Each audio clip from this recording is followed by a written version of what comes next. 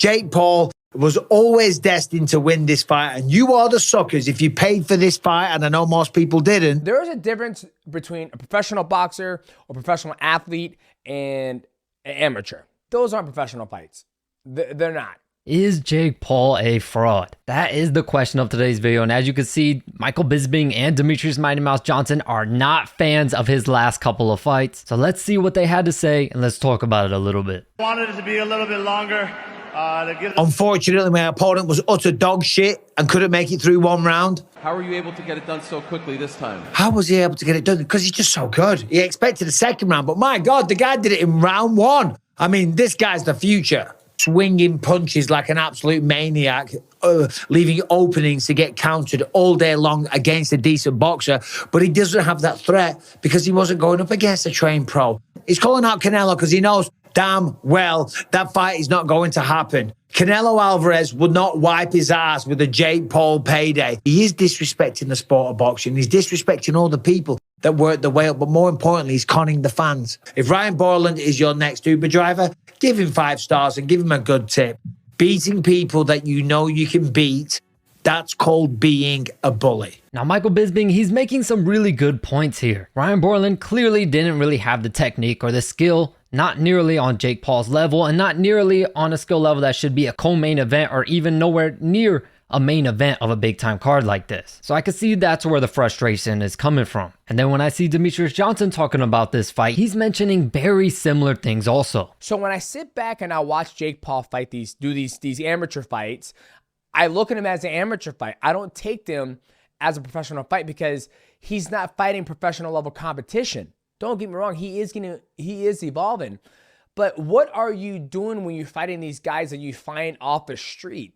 Like I said before, when Jake Paul starts taking opponents that are active, that are good, and that are putting into work, and that are young, then we can actually start seeing some great competition.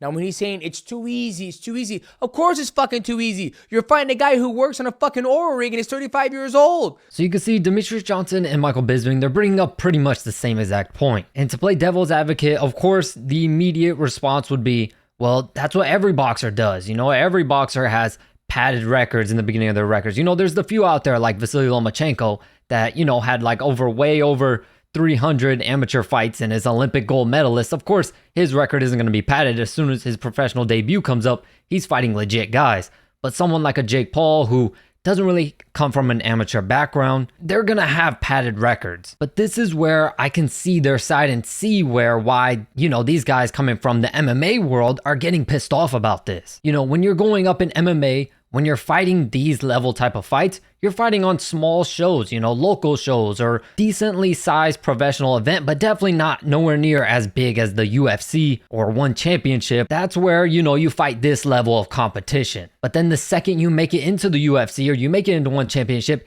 you are fighting absolute killers. It doesn't matter. When you make your UFC debut, you are fighting legit competition. You are fighting the best fighters in the world. So from their eyes, they're like, okay, Jake Paul has made it onto a big ass promotional company like DAZN. He should be fighting legit competition. And instead of fighting, you know, other fighters that are signed with DAZN, they bring in a guy off the street who has been working a 9-to-5 job for however many years, and then they have him fight that guy. So you can easily see why in their position, they're like, yo, you're fighting under DAZN. This is a big time promotion.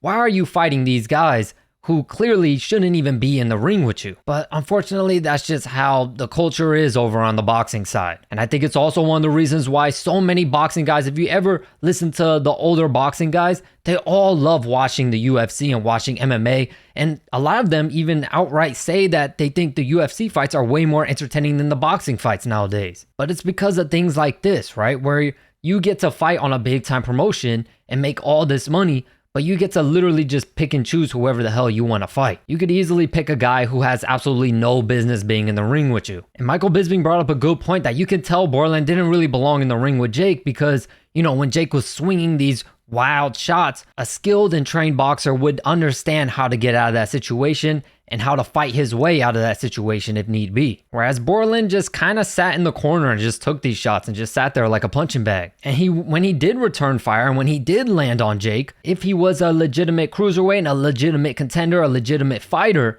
he would have hurt him. And I did say this live on stream. Here's the problem, because Jake got caught with some shots in between combination. If Borland has serious power, he just gets a little too excited when he has someone hurt like that. If Borland had power and he hit Jake with that shot, Jake would have been hurt. Jake can make big time amateur mistakes and not pay for it. And that's not how it should be when you're fighting at this level. You know, throwing caution to the wind and recklessly just unloading on a guy in the corner without defending yourself properly. You know, in a legitimate fight against a legitimate contender, that is seriously, seriously dangerous. But, you know, Jake understands that he can do it to these guys because they don't pose no threat to him. And that's where the problem is coming from. These guys that he's picking to fight him, they don't really pose any threat. But like I said, I think where they're having a problem is that the fact that he's fighting these guys on this big stage. You know what I mean? If you're going to fight on this big stage, you should be fighting against a decent level of competition. But sadly, that's just where boxing and MMA, they just are completely different. But there's no doubt about it. Jake Paul, he needs to up the level of competition. He cannot fight another guy like this again. He just can't do it if he wants to be taken seriously. But feel free to let me know your thoughts in the comments down below. As always, I thank you all so much for your support,